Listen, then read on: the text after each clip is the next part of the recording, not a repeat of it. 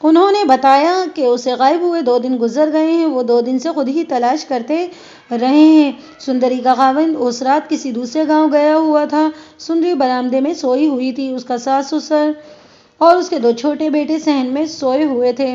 صبح دیکھا کہ سندری بستر پر نہیں ہے، بچہ بھی نہیں تھا۔ گاؤں سے کوئی پون میل دور ایک ندی تھی۔ سندری سہیلیوں کے ساتھ صبح منہ اندھیرے ندی پر نہانے جایا کرتی تھی، لیکن بچے کو کبھی نہیں لے کر گئی۔ پھر بھی ان لوگوں نے ندی پر جا کر دیکھا، اس کے ساتھ جو لڑکیاں جایا کرتی تھیں ان سے پوچھا، سب نے بتایا کہ سندری ان کے ساتھ نہیں گئی۔ گھر آ کر ٹرنک دیکھا تو پتہ چلا سندری کا سارا زیور اور 2000 روپے نقد وہ بھی اس کے ساتھ چلا گیا ہے۔ انہوں نے اس کے گاؤں جا کر اس کے والدین سے پوچھا کہ وہ ادھر تو نہیں آئی، وہ چوری چھپے تو کبھی نہیں آئی۔ وہ لوگ کیسے ہیں میں نے پوچھا۔ بہت اچھے بھی نہیں اور برے بھی نہیں، سندری کے سسر نے جواب دیا۔ میں یہ معلوم کرنا چاہتا ہوں کہ تمہیں ان پر ایسا شک ہے کہ لڑکی زیور اور رقم چوری کر کے اپنے گھر لے گئی ہو اور وہ مال ہضم کر گئے ہوں۔ میں ایسا شک نہیں کروں گا، سسر نے جواب دیا، لیکن زیور اور پیسہ انسان کا دھرم برباد کر دیتا ہے۔ لڑکی پہلے بھی کبھی بتائے بغیر اپنے گھر گئی ہے، ایسا کرتی تو میں اس کی ٹانگیں نہ توڑ دیتا۔ سندری کے خاوند نے کہا، تم لوگ کیا کام کرتے ہو؟ ہمارا زمیندارا ہے، سسر نے جواب دیا۔ زمینیں میری اس لڑکے کے سپرد ہیں اور میں ساہوکارہ بھی کرتا ہوں۔ کسی ایسے آدمی کو تم نے قرض دے رکھا ہے جو تمہیں تنگ کرتا ہو؟ میں نے پوچھا۔ یا جسے تم تنگ کرتے ہو؟ میں حساب کتاب صاف رکھتا ہوں، اس نے جواب دیا۔ نہ میں کسی کو تنگ کرتا ہوں، نہ کوئی مجھے پریشان کرتا ہے۔ میں نے یہ سوال کچھ سوچ کر پوچھا تھا۔ سود پر قرض دینے والے ساہوکار کو ان پڑھ دیہاتیوں کی زمینیں گروی رکھ لیا کرتے تھے، پھر حساب کتاب میں ایسی ہیرا پھیری کرتے تھے کہ قرض لینے والا سود ہی دے دے کر کنگال ہو جاتا تھا اور اصل رقم جوں کی توں باقی رہتی تھی۔ کچھ عرصے بعد ساہوکار زمین کا مالک بن جاتا تھا۔ میرا خیال تھا اس ساہوکار نے کسی دیہاتی کی زمین قرض کے سلسلے میں دبا لی ہوگی اور اس نے انتقاماً اس کی بہو اور بچے سمیت اغوا کر لیا ہے اور ٹرنکوں سے زیورات اور نقدی بھی لے گیا ہے۔ یہ کام اکیلے آدمی کا نہیں تھا، اس کے ساتھ 3-4 آدمی ہوں گے، لیکن یہ مجھے ممکن نظر نہیں آ رہا تھا۔ ایسے کمال تو استاد ڈاکو بھی نہیں دکھا سکتے۔ مجھے ہر امکان پر غور کرنا تھا۔ بہو بیٹی کے اغوا یا گمشدگی کی واردات میں لوگ پولیس کے لیے یہ دشواری پیدا کر دیا کرتے ہیں کہ 2-3 دن خود تلاش کرتے رہتے ہیں۔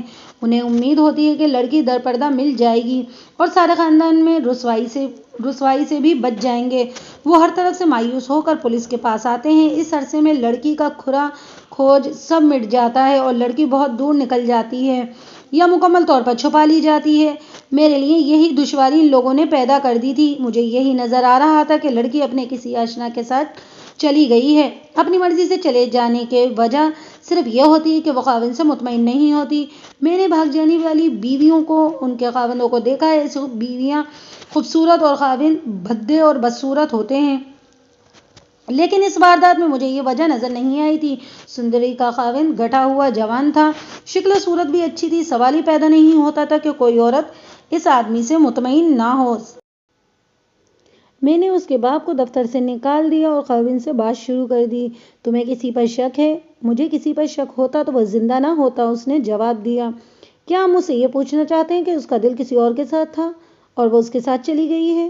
میں تم سے یہ پوچھنا چاہتا ہوں کہ تم نے کبھی کوئی ایسی بات سنی تھی کہ تمہاری بیوی شادی سے پہلے یا بعد میں کسی سے ملتی تھی یا اس کے چال چلن کے متعلق کوئی بات مشہور ہوئی؟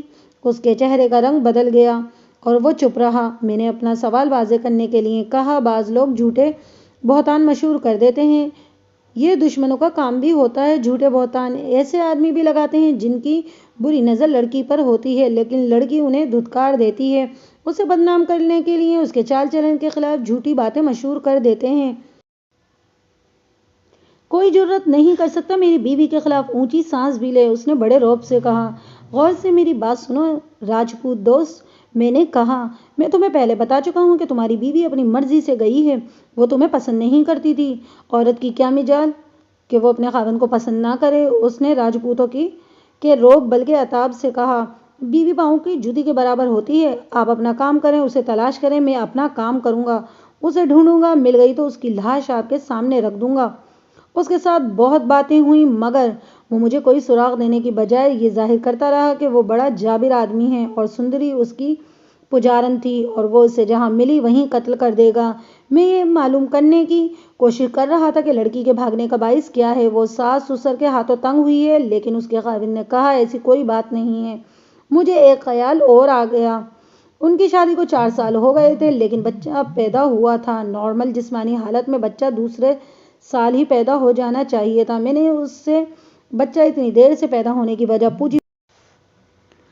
اس نے دبی دبی آواز میں کہا، یہ تو بھگوان سے پوچھیں۔ میں کاغذی کارروائی مکمل کر کے باپ بیٹے کے ساتھ ان کے گھر چلا گیا۔ وہ جگہ دیکھی جہاں سندری رات کو سوئی تھی۔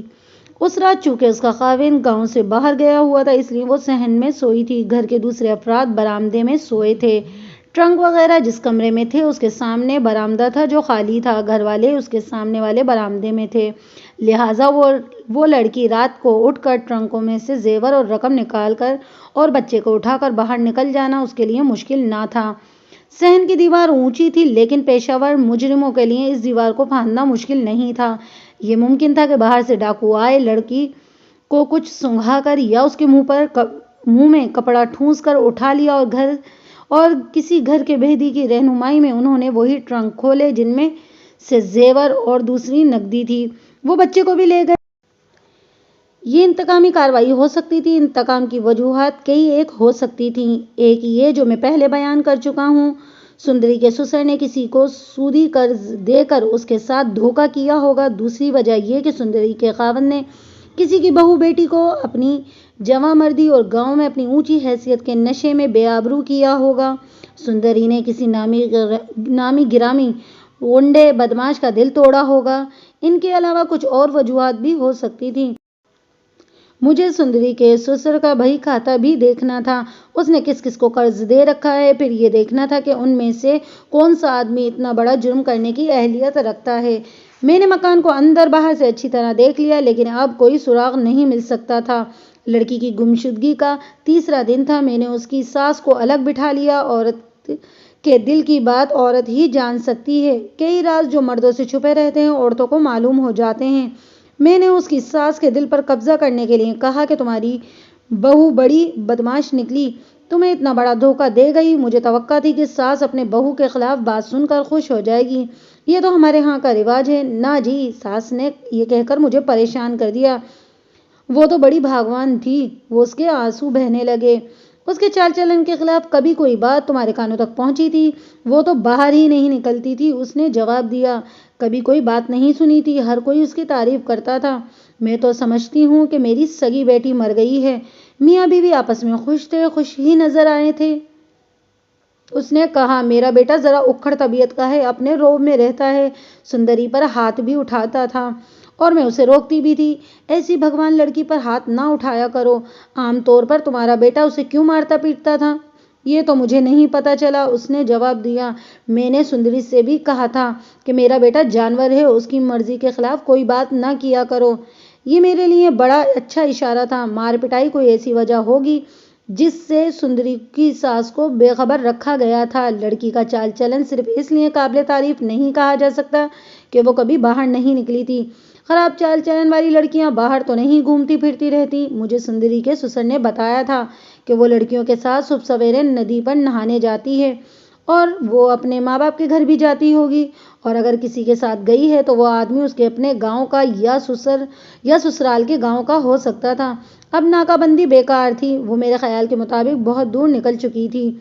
اس کے دل میں اپنے خاوند کے لیے نفرت تھی تو اس کی مجھے ایک وجہ نظر آئی تھی، اس کا خاوند اسے مارتا پیٹتا تھا۔ میں دوسری وجہ معلوم کرنا چاہتا تھا۔ میرے ذہن میں یہ تھا کہ سندری کا پہلا بچہ شادی کے 5ویں سال کے آغاز میں ہوا تھا۔ میں نے ساس سے اس سلسلے میں بات کی جیسے میرا ان کے ساتھ کوئی تعلق ہی نہ ہو۔ یہ اجڑ دیہاتن یہ بتانے سے قاصر تھی کہ بچہ اتنی دیر سے کیوں پیدا ہوا تھا۔ اس سلسلے میں باتیں کرتے ہوئے مجھے محسوس ہوا کہ میں بے وقوف آدمی ہوں جو ایک بیکار موضوع پر ایک جاہل عورت کے ساتھ باتیں کر رہا ہوں۔ میں نے یہ موضوع بدل دیا۔ اس سے مجھے اور کچھ تو حاصل نہ ہوا، البتہ ایک نئی بات معلوم ہوئی۔ سندری جس ندی پر نہانے جایا کرتی تھی اس کے پار ایک بہت پرانا مندر تھا جو کھنڈر تو نہیں بنا تھا، لیکن یہ عبادت کے لیے استعمال نہیں ہوتا تھا۔ سندری کی ساس نے بتایا، وہاں کچھ عرصے سے ایک پنڈت آیا ہوا ہے جس کے ساتھ 3-4 پنڈت اور سادھو بھی ہیں۔ یہ پنڈت ہر مرض کی دوا کے لیے مشہور ہے۔ وہ مسلمانوں کے پیروں کی طرح مرادیں بھی سنتا ہے اور بے اولاد عورتوں کو اولاد بھی دیتا ہے۔ ساس نے سندری سے کہہ دیا تھا کہ وہ اس مندر میں جایا کرے اور پنڈت سے کہے کہ اس سے بھی اولاد کرے۔ 1.5 سال سے وہ وہیں جا رہی ہے۔ اس کی ساس کے کہنے کے مطابق سندری صبح سویرے ندی پر جاتی تھی تو تیسری چوتھی صبح مندر بھی جایا کرتی تھی۔ کیا تم یہ سمجھتی ہو اسے بچہ پنڈت کی دعا سے ملا ہے؟ میں تو یہی سمجھتی ہوں، ساس نے جواب دیا۔ کیا تمہارے بیٹے کو معلوم تھا سندری پرانے مندر میں اولاد کے لیے جاتی ہے؟ معلوم ہوگا، اس نے جواب دیا۔ مندر میں جانا پاپ تو نہیں؟ میں پنڈتوں کے کرتوت سے اچھی طرح واقف تھا اور مجھے معلوم تھا کہ مندروں کے اندھیرے کمروں میں کیا ہوتا ہے۔ یہ مندر ہمارے پیروں کے حجرے سے ملتے جلتے ہیں۔ مجھے یہ بھی معلوم تھا کہ پنڈت، سادھو اور پیر کی دعائیں سے بے اولاد عورتوں کے ہاں جو بچے پیدا ہوتے ہیں ان کے باپ کون ہوتے ہیں۔ میں نے اپنے ذہن میں نوٹ کر لیا تھا کہ سندری کی گمشدگی کے ساتھ پرانے مندر کے پنڈت کا تعلق ہو سکتا ہے۔ گاؤں کے نمبردار، ذیلدار اور سفید پوش میرے ساتھ تھے۔ میں نے انہیں کہا کہ ان لڑکیوں کو بلا لائیں جو سندری کے ساتھ ندی پر نہانے جایا کرتی تھیں۔ تھوڑی دیر بعد 3 لڑکیاں لائی گئیں۔ میں نے ہر ایک لڑکی سے الگ الگ پوچھ گچھ کی، ان سے ان سوالات کے جواب لیے کہ سندری اپنے خاوند کے ساتھ خوش تھی یا نہیں، وہ ندی پر کس سے ملتی تھی، کیا پنڈت اس پر زیادہ مہربان تھا، وہ کسی اور کو چاہتی تھی۔ دیہات کی نوعمر لڑکیوں کے منہ سے راز کی بات نکلوانا آسان نہیں ہوتا، وہ پولیس سے ڈرتی بھی ہیں اور ان میں جھجک بھی ہوتی ہے۔ میں نے اپنے انداز سے ہر لڑکی کے دل سے پولیس کا خوف نکالا اور انہیں کھل کر بات کرنے کے لیے تیار کیا۔ مجھے ان سے یہ معلومات حاصل ہوئیں کہ سندری بڑے پنڈت کے پاؤں میں ماتھا رگڑتی اور اس سے اولاد مانگتی تھی۔ کچھ دن پنڈت نے یہ رویہ اختیار کر لیا کہ وہ سندری کو الگ کمرے میں لے جاتا تھا اور کچھ دیر بعد سندری اکیلی باہر آتی تھی۔ اس کے بعد اس نے ایک بچے کو جنم دیا۔ یہ بات مجھے ہر لڑکی نے بتائی اور میں نے ہر ایک لڑکی سے پوچھا کہ وہ جب پنڈت کے ساتھ کسی اور کمرے میں جا کر واپس آتی تھی تو اس کی حالت کیسی ہوتی تھی۔ کوئی لڑکی بھی میرے اس سوال کا جواب نہ دے سکی۔ میری کوشش سے انہوں نے یہ بتایا کہ کبھی بہت خوش ہوتی اور کبھی اداس ہوتی تھی۔ ان لڑکیوں سے مجھے پتہ چلا کہ شادی سے پہلے سندری بہت شوق اور چلبلی ہوا کرتی تھی۔ لڑکیوں کو سندری ہی کے متعلق یہ بات اس کے میکے کے گاؤں سے معلوم ہوئی تھی کہ شادی کے ابتدائی 1-2 مہینے وہ سسرال میں بھی شوق اور چلبل تھی، اس کے بعد وہ چپ چپ رہنے لگی تھی۔ میرے پوچھنے پر لڑکیوں نے بتایا کہ مندر میں دوسرے گاؤں کی بھی عورتیں آتی ہیں اور مرد بھی وہاں جاتے ہیں، لیکن ان مردوں کی تعداد اتنی نہیں ہوتی جتنی گاؤں کے مندر میں ہوتی ہے۔ لڑکی سے مجھے یہ بھی پتہ چلا تھا کہ گاؤں کے مندر کا پنڈت گاؤں والوں کو پرانے مندر جانے سے روکتا ہے۔ ان میں سے کسی بھی لڑکی کو معلوم نہیں کہ سندری کسی اور کو چاہتی ہے یا نہیں۔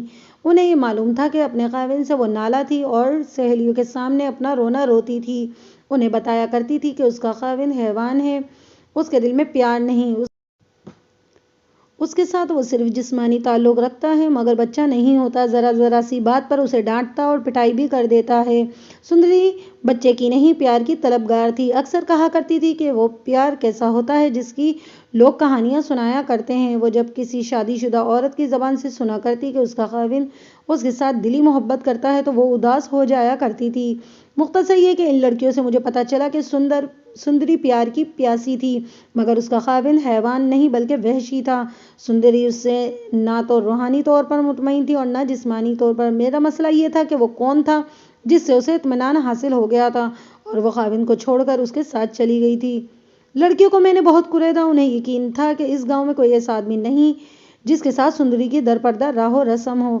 میں نے گاؤں کے نمبردار وغیرہ سے معلوم کر لیا تھا کہ گاؤں سے کوئی آدمی غیر حاضر نہیں اور اتنے بڑے زمیندار اور ساہوکار کی عزت پر ہاتھ ڈالنے کی کسی میں جرات بھی نہیں۔ ان لڑکیوں میں ایک خاصی ذہین اور ہوشیار تھی۔ اس کی شادی ہوئے 2 سال گزر گئے تھے۔ پختہ باتیں کرتی تھی۔ اس نے مجھے زیادہ باتیں بتائی تھیں اور صاف پتہ چلتا تھا کہ وہ میرے ساتھ تعاون کر رہی ہے۔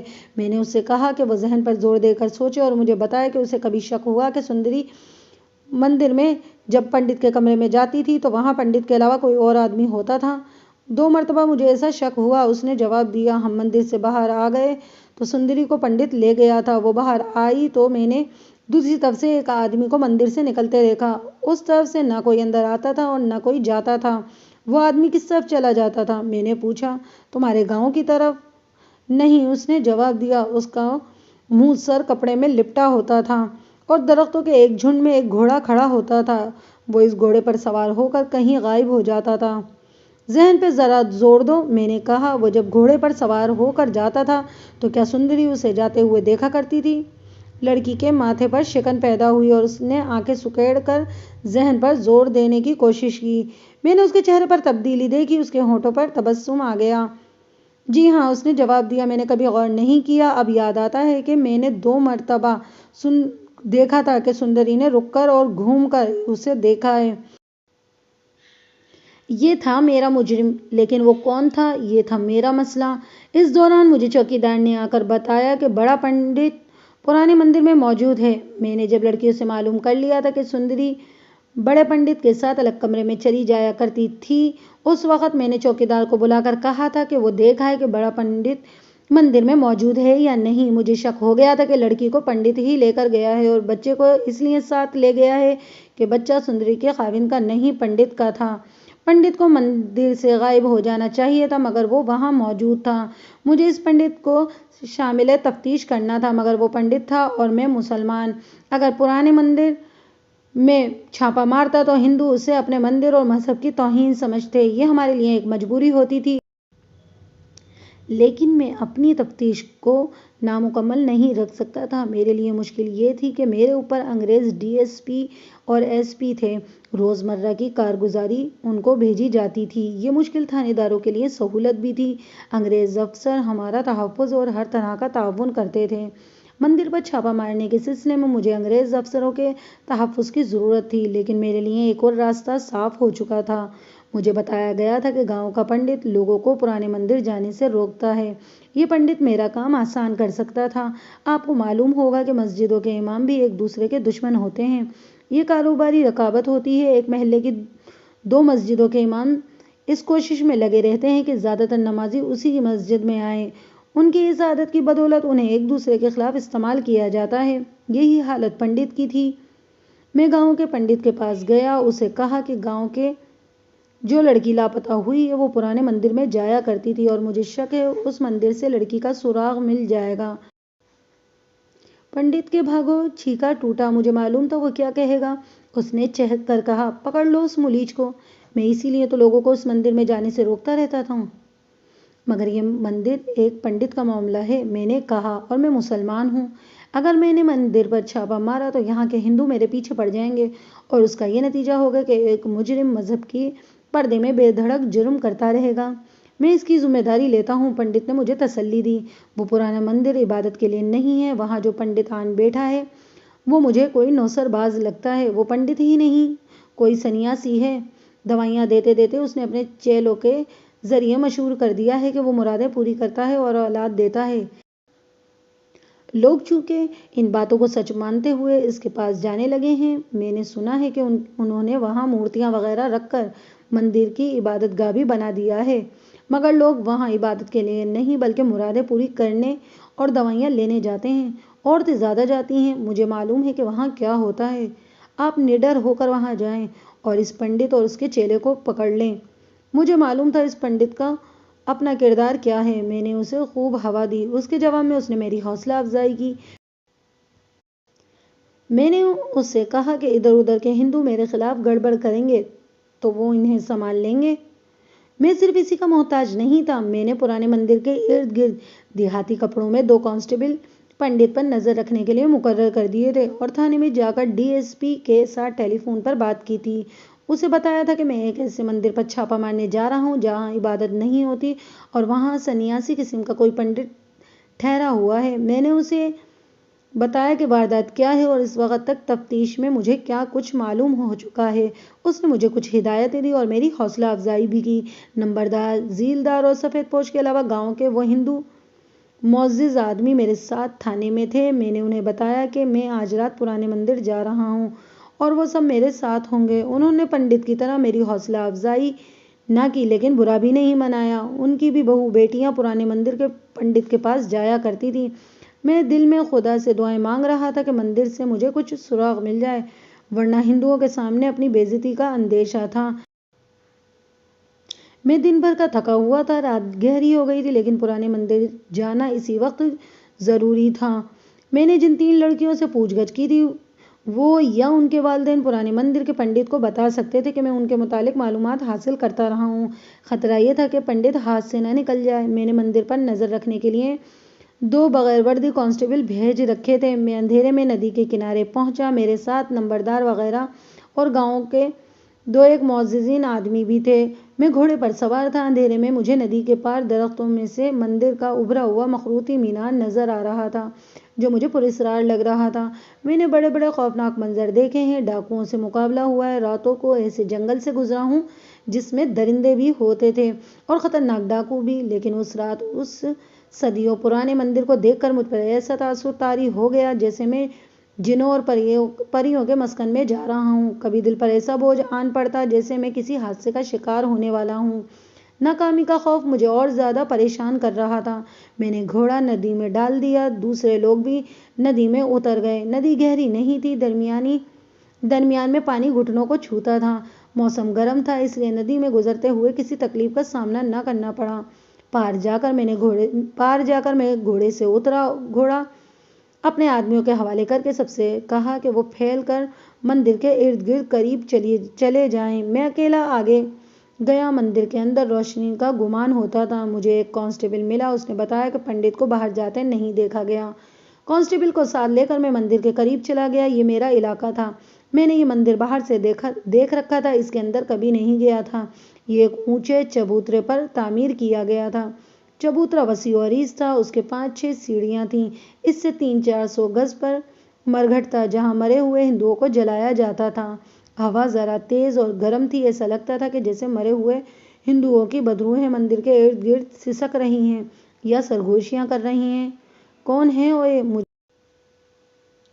مجھے آواز سنائی دی۔ میں نے ٹارچ جلا کر روشنی ادھر کی۔ مندر کے چبوترے پر 2 چارپائیاں بچھی ہوئی تھیں۔ میں جلدی جلدی سیڑھیاں چڑھ گیا۔ ایک سادھو کے حلیے کا آدمی جو لیٹا ہوا تھا اٹھ بیٹھا۔ اس نے پھر پوچھا، کون ہو؟ پنڈت جی، مہاراج کہاں ہیں؟ میں نے پوچھا۔ ٹارچ کی روشنی اس کی آنکھوں پر پڑ رہی تھی، اس لیے وہ مجھے نہیں دیکھ سکتا تھا۔ اس نے کہا، پنڈت جی، مہاراج سے ملنے کا تمہیں یہ وقت کس نے بتایا ہے؟ فوجی ہو؟ چھٹی پر آئے ہو؟ ارے منہ سے تو کچھ بکو، بند کرو یہ روشنی۔ اس نے اپنی آنکھوں کے آگے ایک بازو رکھ لیا۔ دوسری چارپائی پر جو لیٹا ہوا تھا وہ بھی جاگ اٹھا اور بولا، یہ کون ہے جنگلی؟ وہ دونوں اٹھے۔ میں نے کہا، داروغہ لگتے ہیں۔ دوسری چارپائی والے نے دبی زبان میں کہا، اسے میں نظر آ سکتا تھا کیونکہ ٹارچ کی روشنی اس کے ساتھی کی آنکھ پر تھی۔ اٹھو اور اندر چلو، میں نے کہا، اور مجھے پنڈت کے پاس لے چلو۔ وہ دونوں بڑی تیزی سے اٹھے اور مندر کے صدر دروازے کی طرف چل پڑے۔ میں ان کے پیچھے پیچھے دروازے میں داخل ہوا۔ یہ ڈیوری تھی، آگے صحن اور اس کے ارد گرد برآمدہ اور ایک کمرہ عبادت گاہ کا بنا ہوا تھا۔ صحن میں دیا جل رہا تھا، اس کی مدھم سی روشنی مجھے دور سے نظر آئی تھی۔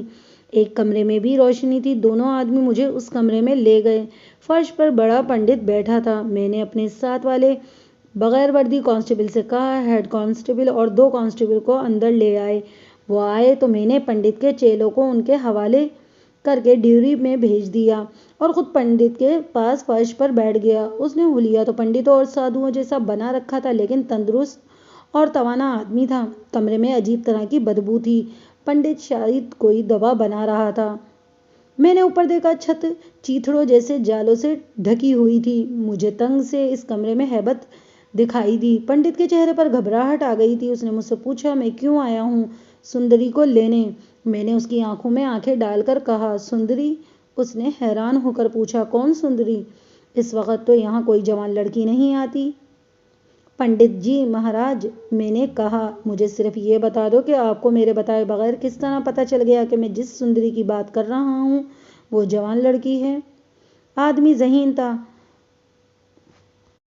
تم کیا سمجھتے ہو ہم کسی کے دل کی بات نہیں بتا سکتے؟ تم آدھا سوال کرو، ہم پورا جواب دیں گے۔ کہو تو تمہارے من کی دوا 2 اور باتیں بتا دیں۔ اس کی آواز ایسی ہو گئی تھی جیسے اس پر نشہ ہو رہا ہو۔ کہنے لگا، اپنے من کی چنتا نہ بتاؤ، ہم بتا دیں گے۔ میرے من کی چنتا یہ ہے مہاراج کہ مجھے سندری سے ملا دیں، میں نے کہا۔ اس کے ہونٹوں پر مستانہ سی مسکراہٹ آ گئی۔ وجدانی سے لہجے میں بولا، ہم سے بیکار کی باتیں نہ کرو، من کی مراد مانگو۔ میں نے اس کے کندھے پر دھپ سے ہاتھ رکھا تو وہ ہل گیا۔ میں نے کہا ہوش میں آؤ پنڈت، تم نے دیکھ لیا ہے میں کون ہوں اور تم جان گئے ہو کہ میں یہاں کیوں آیا ہوں۔ لڑکی میرے حوالے کر دو، میں رات کے اندھیرے میں تمہارے جرم پر پردہ ڈال دوں گا۔ میں کسی سندری کو نہیں جانتا، اس نے بدلے ہوئے لہجے میں کہا۔ میں ان لڑکیوں کو بلا لوں گا جن کے ساتھ سندری یہاں آیا کرتی تھی، میں نے کہا، اور تم اسے الگ کمرے میں لے جایا کرتے تھے۔ میں نے آگے ہو کر رازداری سے پوچھا، اس کے بچے کے باپ تم ہو نا؟ اس کے چہرے کا رنگ بدلنے لگا لیکن وہ بچنے کی کوشش کر رہا تھا۔ کیوں اپنا وقت ضائع کرتے ہو؟ اس نے کہا، سارے مندر میں گھوم جاؤ دیکھاؤ، یہاں تمہیں کوئی سندری نہیں ملے گی۔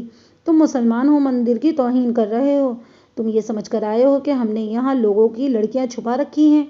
مندر میں پولیس کا روپ نہیں چلے گا، پھر تمہیں تھانے لے چلوں گا۔ میں نے کہا، میں اتنی آسانی سے ٹلنے والا نہیں ہوں، تم جھوٹ بول کر اپنے خلاف شک پیدا کر رہے ہو۔ وہ طنزیہ سی ہنس پڑا، مجھے اس پر پختہ شک ہو گیا تھا، اس نے سندری کا نام سن کر ہی کہہ دیا تھا۔ اس وقت یہاں کوئی جوان لڑکی نہیں آتی۔ اس نے یہ تسلیم کرنے سے بھی انکار نہیں کیا تھا کہ سندری مندر میں آتی ہے۔ میری نظر اور میری سوچ پولیس کی تھی۔ میں نے اس پر سوالوں کا حملہ کر دیا لیکن وہ مان نہیں رہا تھا۔ میں نے اسے وہیں بیٹھے رہنے کو کہا اور اس کے چیلوں میں سے ایک کو ڈیوری میں لے گیا۔ وہ اب 2 کی بجائے 3 تھے۔ اس چیلے سے میں نے کہا، تمہارا پنڈت بڑا ہی کچا آدمی ہے، میرا خیال تھا کہ اتنی جلدی نہیں مانے گا، لیکن اس نے صاف ہی بتا دیا ہے کہ لڑکی کہاں ہے۔ اس نے جرم کا سارا بوجھ تم 3 آدمیوں پر ڈال دیا ہے۔ کیا کہتا ہے؟ اس نے گھبراتے ہوئے لہجے میں پوچھا۔ یہ میں بعد میں بتاؤں گا، میں نے کہا، تم مجھے صحیح بات بتا دو اور اس واردات میں تمہارا جو ہاتھ ہے وہ بتا دو۔ ابھی کچھ نہیں بگڑا، میں تمہیں بچا سکتا ہوں۔ اگر مجھے چکر دینے کی کوشش کرو گے تو کامیاب نہیں ہو سکو گے اور میرے ہاتھوں بہت نقصان اٹھاؤ گے۔ اور یہ بھی سوچ لو کہ مجھے اس مندر کے بھیدیوں نے ادھر کا راستہ دکھایا ہے۔ لڑکی یہاں سے غائب کی گئی ہے اور تم اچھی طرح جانتے ہو اگر تجربے سے فائدہ اٹھایا جائے اور انسان کی کمزوریوں پر نظر رکھ کر عقل سے کام لیا جائے تو کسی بھی مشتبہ کے پاؤں تلے سے زمین نکالنا مشکل نہیں ہوتا۔ پولیس کا رعب اور خوف بھی پورا کام کرتا ہے۔ میں نے پنڈت کے اس چیلے سے ایسی باتیں کہیں کہ اس کے چہرے پر مجھے بے چینی کے بڑے صاف تاثرات نظر آنے لگے۔ میں نے پوچھا، وہ صبح سویرے یہاں آیا کرتی تھی؟ آپ ندی پار والے گاؤں کی لڑکی کی بات کر رہے ہیں؟ اس نے پوچھا۔ وہ جو صبح سویرے یہاں آیا کرتی تھی؟ ہاں وہی ہے جناب والا۔ اس نے پوچھا۔ پنڈت کیا کہتا ہے کہ میں نے اس لڑکی کو غائب کیا ہے؟ اس کے علاوہ اس نے تمہارے خلاف اور بھی بہت سی باتیں کی ہیں۔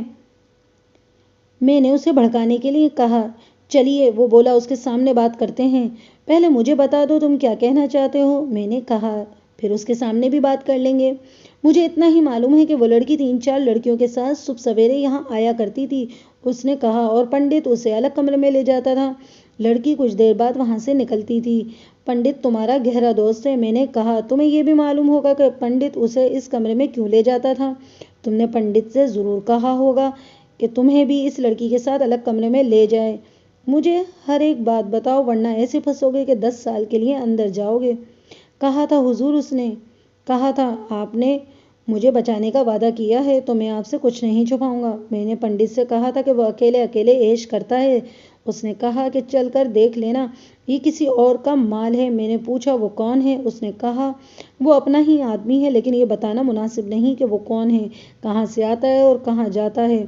میں نے اس سے بہت کچھ پوچھا لیکن اس نے نہیں بتایا۔ میں نے اس سے ایک بار دیکھا اور کہا کہ لڑکی پنڈت کے ساتھ کمرے میں گئی لیکن پنڈت کو میں نے ایک کمرے میں تنہا دیکھا۔ تھوڑی دیر بعد لڑکی اس کے کمرے سے نکلی۔ میں مندر کے پچھواڑے چلا گیا۔ اندر سے ایک آدمی نکلا جس کا منہ اور سر چادر سے لپٹا ہوا تھا۔ وہ چلا گیا اور درختوں کی اوٹ میں ہو گیا۔ پھر میں نے اسے گھوڑے پر سوار ہوتے دیکھا اور وہ وہاں سے غائب ہو گیا۔ تم نے اس آدمی کو ایک ہی بار دیکھا تھا کیا؟ کئی بار، اس نے جواب دیا، 10-15 دنوں کے بعد آتا تھا۔ ہم یہاں 3 آدمی ہیں، تینوں نے پنڈت سے پوچھا تھا کہ یہ آدمی کون ہے۔ پنڈت نے ہمیں نہیں بتایا، کہتا تھا تم لوگوں کو یہاں کسی چیز کی کمی نہیں، میری باتوں میں دخل نہ دیا کرو۔ ہم چپ ہو گئے اور ہم سمجھ گئے کہ یہ آدمی اس لڑکی سے ملنے آتا ہے اور جب آتا ہے تو پنڈت لڑکی کو کمرے میں لے جا کر خود ادھر ادھر ہو جاتا ہے۔ 2 روز پہلے لڑکی یہاں آئی تھی کیا؟ بہت دنوں سے نہیں آئی، اس نے جواب دیا۔ رات کو کبھی نہیں آئی۔ میں نے اس پر بہت جرا کی، اسے گھیرنے کی پوری کوشش کی، لیکن صاف پتہ چلتا تھا کہ وہ جو کچھ بتا چکا ہے اس کے سوا اسے کچھ معلوم نہیں۔ اسے ہیڈ کانسٹیبل کے حوالے کر کے دوسرے آدمی کو ڈیوٹی میں بلایا۔ کچھ ڈھیٹ نظر آیا تھا۔ میں نے جھک جھک اور دماغ سوزی سے بچنے کے لیے اس کے پہلے ساتھی کو بلایا اور اسے کہا کہ اپنے اس دوست سے کہو بیکار کلا بازیاں نہ کھائے، صاف صاف بات بتا دے۔ پہلے حلیے بہانے سے پنڈت کو برا بھلا کہا اور اپنے ساتھی سے کہا وہ جو کچھ جانتا ہے بتا دے۔ چنانچہ وہ جو کچھ جانتا تھا اس نے بتا دیا۔ میں نے ان کے تیسرے ساتھی کو بلایا۔ اس نے مجھے پریشان نہ کیا۔ یہ آدمی پنڈت کی زیادہ قریب معلوم ہوتا تھا۔ اس کا بیان تھا کہ اس کے ساتھیوں کے بیان کی تصدیق تھی۔ اس سے مزید یہ معلوم ہوا کہ سندری نے مندر میں آنا شروع کیا تو چند دنوں کے بعد ایک آدمی جو گھوڑے پر سوار تھا مندر میں آیا۔ اس نے سندری کو دیکھ لیا اور پنڈت کے ساتھ بات کی۔ پنڈت سندری کو الگ کمرے میں لے گیا اور اسے اس آدمی سے ملا دیا۔ یہ سندری کے گمشدگی سے 1.5 سال پہلے کا واقعہ ہے۔ اس کے بعد سندری اپنی سہیلیوں کے ساتھ ہر صبح ندی پر جاتی رہی۔ ندی پر عورتیں منہ اندھیرے جایا کرتی تھیں تاکہ کوئی مرد نہ دیکھ سکے۔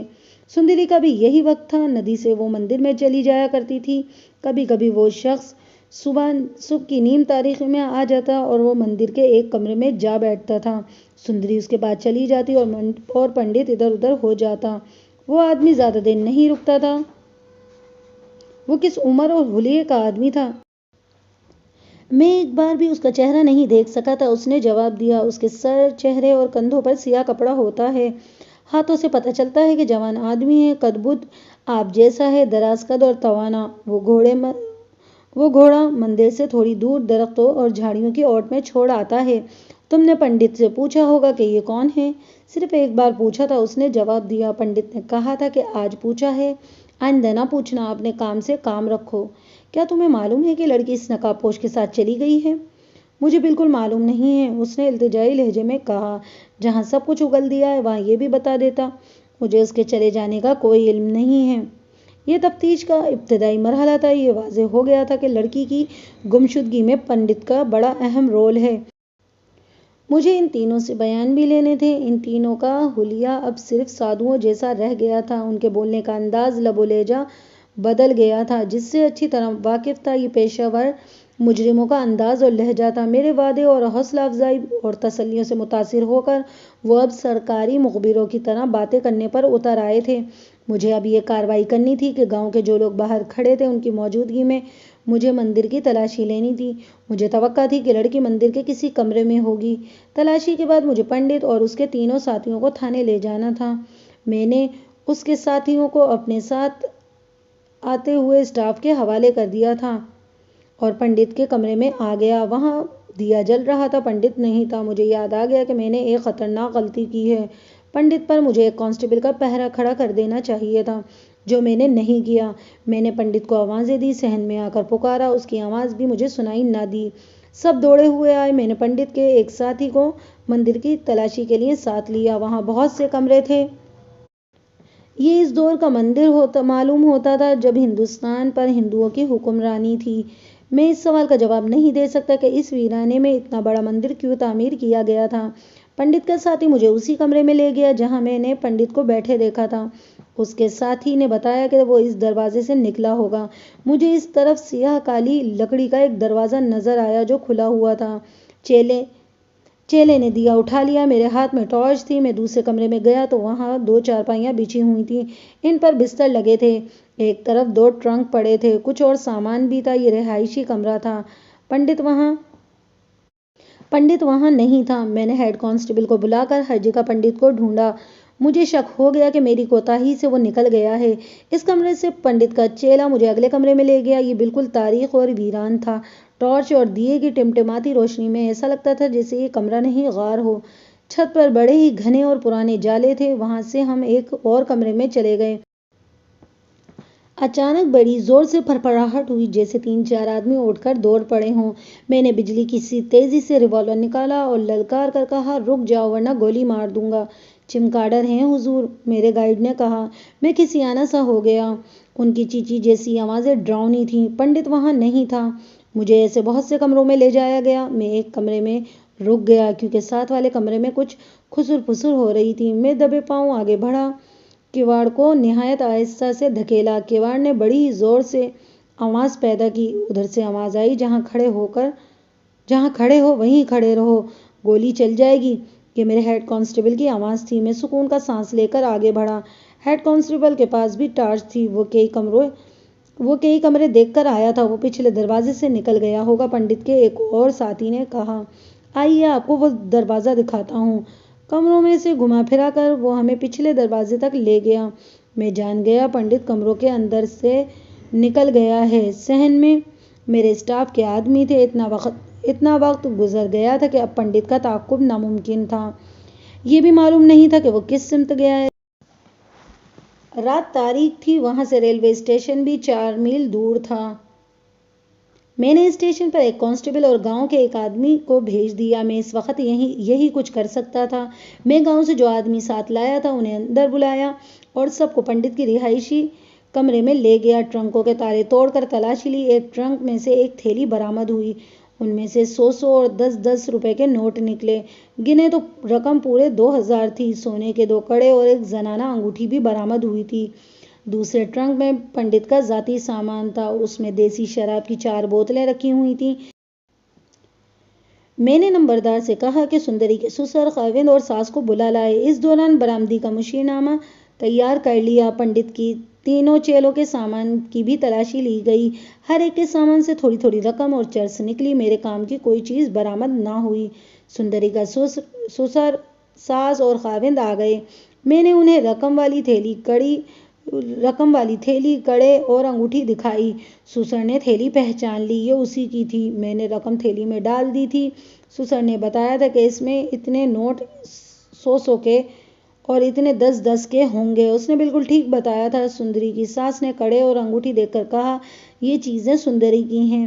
مندر کے اندر اور باہر پہرے کا انتظام اس طرح کیا تھا کہ 2 کانسٹیبل رائفلوں سے مسلح مندر کے اندر ہیں، کسی کو پتہ نہ چلے کہ اندر مسلح پہرہ دار ہیں۔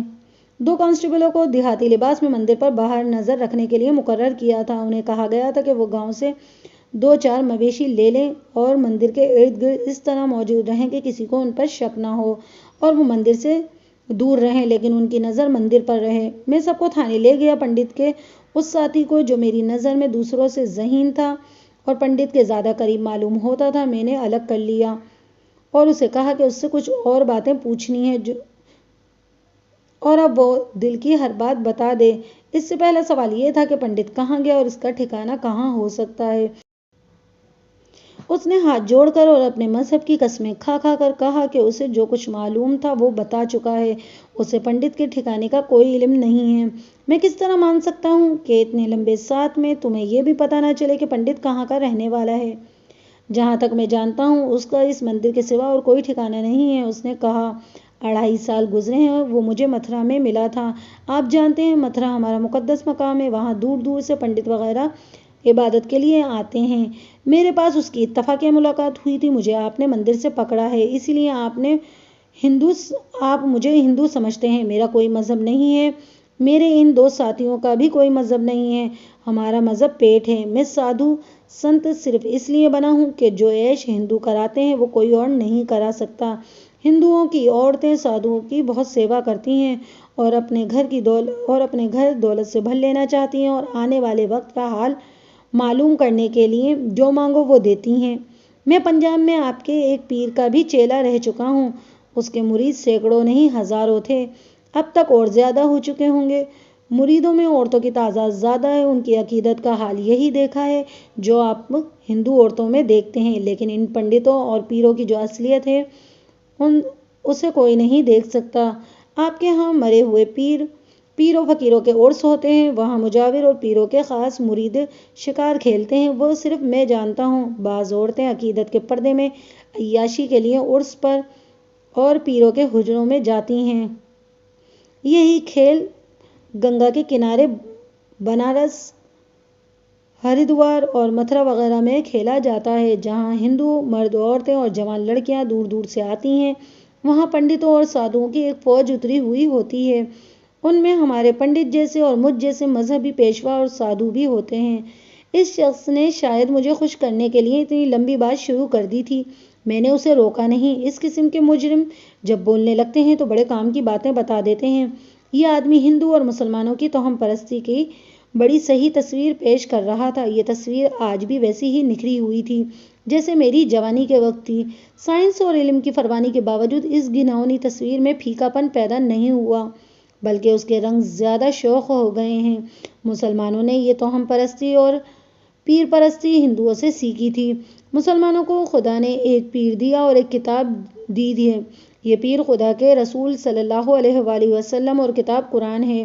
ان سے فیض حاصل کیا جائے تو آپ کے سامنے غیب کے پردے اور آپ کی اپنی ذات کے پردے چاک ہو جائیں گے اور آپ کی ہر مراد پوری ہوگی۔ مفرور پنڈت کا یہ چیلا کہہ رہا تھا کہ اس پنڈت کو میں نے متھرا میں دیکھا تھا تو مجھے شک ہوا کہ شکاری ہے، یہ جڑی بوٹیوں کی سمجھ بوجھ رکھتا ہے، باتیں ایسی کر سکتا ہے جیسے اسے ہر کسی کا مستقبل نظر آتا ہو۔ میں سادھو بنا ہوا تھا، ننگے جسم پر راکھ مل رکھی تھی، ماتھے پر لال رنگ سے اوم لکھ رکھا تھا۔ میں اس پنڈت کے قریب ہوا تو بے تکلفی پیدا ہو گئی۔ یہ کہنے لگا کہ دیہاتی علاقے میں کوئی مندر مل جائے تو وارے نیارے ہو جائیں۔ ہم نے ایک دوسرے کو اپنی اصلیت بتا دی۔ میں ان دو ساتھیوں میں سے ایک وہی تھا۔ میں نے اسے بتایا کہ ایک پنڈت آ گیا، اب کوئی مندر یا آشرم مل جائے تو عیش ہو جائے۔ اس نے مشورہ دیا کہ دیہاتی علاقے میں کسی گفا یا غار میں جا کر ڈیرا ڈالتے ہیں۔ اس دوران ہمیں تیسرا ساتھی بھی مل گیا، یہ اس علاقے سے واقف تھا۔ اس نے بتایا کہ اس علاقے میں ایک بہت پرانا مندر ہے جو ویران ہے، جس سے لوگ ڈرتے ہیں۔ اس میں ان مرے ہوئے ہندوؤں کی بدروحیں رہتی ہیں جنہیں قریب ہی مرگھٹ میں جلایا گیا ہے، اس لیے اس مندر میں کوئی پنڈت آباد نہیں رہتا۔ ہم اچھی طرح جانتے ہیں کہ بدروحیں اور بھوتوں کی حقیقت کیا ہے۔ ہم نے پنڈت سے مل کر فیصلہ کیا کہ اس مندر میں چلے چلتے ہیں۔ ہم یہاں آ گئے، یہ 2 سال پہلے کی بات ہے۔ پنڈت کی اس ہنرمندی کو میں مانتا ہوں کہ بیماریوں اور جڑی بوٹیوں کو خوب سمجھتا ہے۔ مندر کی ہیبت نے تو ہمیں ڈرا دیا۔ شک ہونے لگا کہ یہاں بدروحیں اور بھوت رہتے ہیں۔ ہم نے 3-4 کمرے صاف کیے اور اس حالت میں لے آئے جس میں آپ نے دیکھا ہے۔ ہم تینوں ساتھی سادھوؤں کا روپ دھار کر دیہاتی کپڑوں میں قریب کے گاؤں میں نکل گئے۔ ہم نے لوگوں کو سنایا کہ پرانے مندر میں ایک پنڈت آیا ہے جو مراد پوری کرتا ہے اور جو عورت پیدائشی بانجھ ہو اسے بھی بچہ دے دیتا ہے۔ میرے ساتھیوں نے یہ مشہور کیا کہ یہ پنڈت کسی مرے ہوئے سنیاسی کی دوسری جون ہے، یعنی کسی سنیاسی نے دوسرا جنم لیا ہے اور وہ ہر مرض کا علاج کرتا ہے۔ آپ جانتے ہیں کہ دیہات کے لوگ کتنی جلدی متاثر ہو جاتے ہیں۔ وہ مندر آنے لگے، ہم تینوں چیلے بن گئے۔ یہ پنڈت سنیاسی بھی تھا اور پنڈت بھی تھا۔ اس نے پرارتھنا بھی شروع کر دی تھی۔ مسلمان بھی مندر میں دوائیاں اور مرادیں پوری کرانے کے لیے آتے رہے۔ ہم نے بے اولاد عورتوں کو اولاد دینے پر زیادہ توجہ دی۔ کئی عورتوں کو ہم سے اولاد ملی، اس اولاد کے باپ ہم ہیں، لیکن ان عورتوں کے خاوند نے مندر میں آ کر پنڈت کے پاؤں میں ماتھے رگڑے اور ہمیں گندم، چاول، مکھن، انڈے اور پیسے دیے۔ پھر یہ لڑکی جس کا نام سندری ہے اپنی سہیلیوں کے ساتھ آنے لگی۔ میں نے اتنی خوبصورت لڑکی کبھی نہیں دیکھی تھی۔ پنڈت نے بتایا کہ یہ بھی اولاد کے لیے آتی ہے۔ ایسا شکار ہمیں کبھی نہیں ملا تھا، مگر پنڈت نے ہمیں سختی سے کہا تھا کہ اس لڑکی سے دور رہنا ہے، یہ کسی اور کا مال ہے۔ ہم تینوں نے پنڈت کے ساتھ تکرار کی، وہ ہمیں اس شکار سے حصہ نہیں دے رہا تھا۔ اس دوران میں نے اس آدمی کو مندر کے پچھلے دروازے سے نکلتے دیکھا جس کے سر، چہرہ اور کندھے پر سیاہ کپڑا پڑا تھا۔ یہ قصہ آپ کو سنا چکا ہوں۔ میں سمجھ گیا کہ پنڈت سندری کا سودا کر رہا ہے۔ میں نے اس سیاہ پوش کو کئی بار دیکھا، وہ پچھلے دروازے سے نکلتا تھا اور سندری لڑکیوں کے سامنے والے دروازے سے آ جاتی تھی۔ میں نے یہ دیکھ لیا تھا کہ پنڈت ہمیں دھوکہ نہیں دے رہا۔ وہ سندری کو الگ کمرے میں لے جا کر خود وہاں سے نکل جاتا ہے۔ وہ سندری کو اسی روز دوسرے کمرے میں لے جاتا تھا جس روز سیاہ پوش آیا ہوا ہوتا تھا۔ پھر آج رات آپ آ گئے اور پتہ چلا کہ سندری گھر سے غائب ہے۔ اس شخص نے اپنا بیان یہاں پر ختم کر دیا۔ میرا مسئلہ جوں کا توں رہا۔ میں تو یہ معلوم کرنے کے لیے بےتاب تھا کہ یہ سیاہ پوش کون ہے اور وہ کہاں سے آتا ہے۔ اسے معلوم نہیں تھا، صرف پنڈت کو معلوم تھا، مگر پنڈت فرار ہو گیا تھا۔ میں نے اس کے دوسرے 2 ساتھیوں کے بیان لیے، انہوں نے اپنے اس ساتھی کے بیان کی تصدیق کر دی، مگر سیاہ پوش معمہ بنا رہا۔ پنڈت نے ان تینوں کو نہیں بتایا تھا کہ اس نے 2000 روپے سونے کے کڑے اور انگوٹھی سندری سے وصول کی ہے۔ یہ رقم اور زیورات سندری کے ہی تھے۔ رات انہی کے ساتھ گزر گئی۔ میں نے پنڈت اور سندری کے حلیے اور عمریں معلوم کر کے اشتہار شور غوغا تیار کر کے اس کی نقلیں اپنے بالائی حکام اور ضلع کے تمام تھانوں میں بھیجنے کا بندوبست کیا۔ کسی کی گمشدگی یا فرار کی صورت میں تمام تھانوں کو مطلع کیا جاتا تھا، جسے اشتہار غوغا کہتے ہیں۔ تمام تھانے گمشدہ یا مفرور افراد کو تلاش کرنے میں مدد دیتے ہیں۔ تھانے میں اور کیس بھی تھے، کچھ اور کام بھی تھے، میں ان میں مصروف ہو گیا۔ سندری کی گمشدگی کے متعلق بھی تفتیش ہوتی رہی۔ مخبر اپنی کارگزاری کی رپورٹیں دیتے رہے۔ کسی ایک نے بھی نہیں کہا کہ سندری کا چال چلن مشکوک تھا۔ ہر کسی نے اس کی تعریف سنی تھی۔ میرے کانوں میں یہی ڈالا جاتا رہا کہ وہ اپنی مرضی سے نہیں گئی، اسے زبردستی اغوا کیا گیا ہے۔ میں یہ تسلیم کرنے پر آمادہ ہی نہیں تھا، لیکن اب جب کہ ایک سیاہ پوش کا بھی ذکر کیا جانے لگا تھا تو مجھے شک ہونے لگا کہ سندری کو زبردستی اغوا کیا گیا ہے اور کسی گھر کے بھیدی نے ٹرنکوں سے رقم اور زیورات نکلوائے ہیں۔ یہ سیاہ پوش کوئی عام آدمی نہیں ہو سکتا تھا، مجھے یہ کوئی نامی گرامی ڈاکو لگتا تھا۔ 5-6 دن گزر گئے۔ میں نے اس دوران سندری کے باپ اور اس کی ماں کے ساتھ بھی طویل گفتگو کی۔ اس کے سسر، ساس اور خاوند کے ساتھ بھی مزید باتیں ہوئیں۔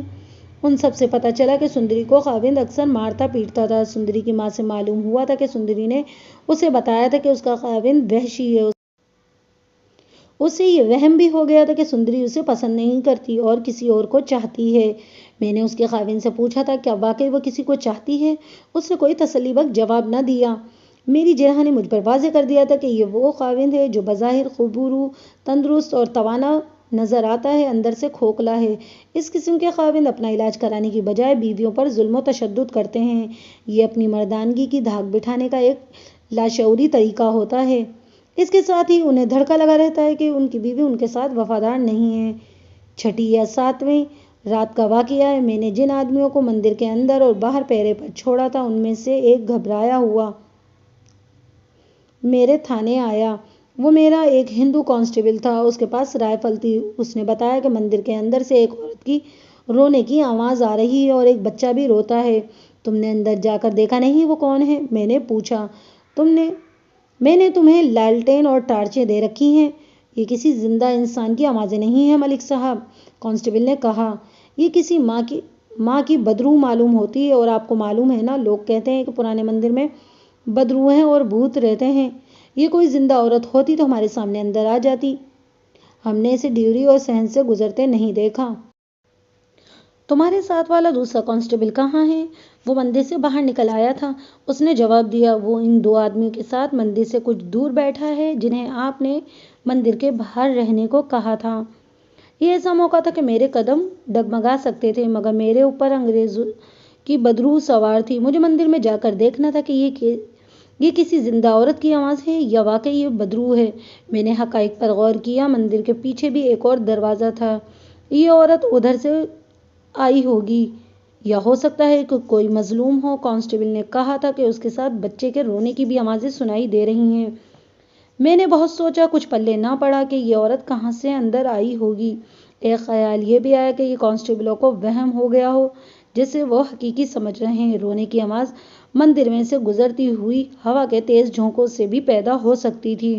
میں بدروحوں کا قاتل نہیں تھا۔ میں نے گھوڑا تیار کرایا، ASI اور چند ایک کانسٹیبل کو ساتھ لیا اور پرانے مندر کو روانہ ہو گیا۔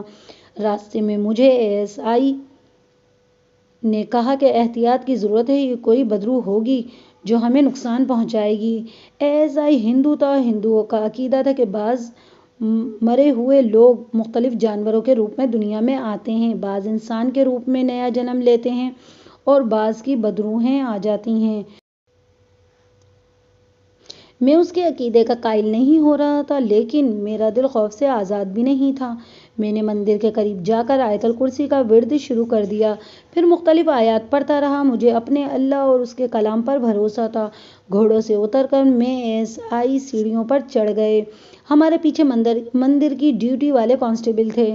ہم ڈیوری میں سے گزرے تھے کہ ایک عورت کی رونے کی آواز سنائی دی، مجھے جیسے آگے دھکا لگا ہو۔ میں نے جو قدم اٹھایا تھا وہ پیچھے آ گیا۔ ASI 3-4 قدم پیچھے ہٹ گیا۔ ہمارے پیچھے جو کانسٹیبل آ رہے تھے وہ ASI سے بھی پیچھے چلے گئے۔ میرا دل بری طرح دھڑکنے لگا۔ بدروحوں سے کبھی سامنا نہیں ہوا تھا۔ مندر اتنا ڈراؤنا تھا کہ وہاں بدروحوں کی موجودگی کو جھٹلایا نہیں جا سکتا تھا۔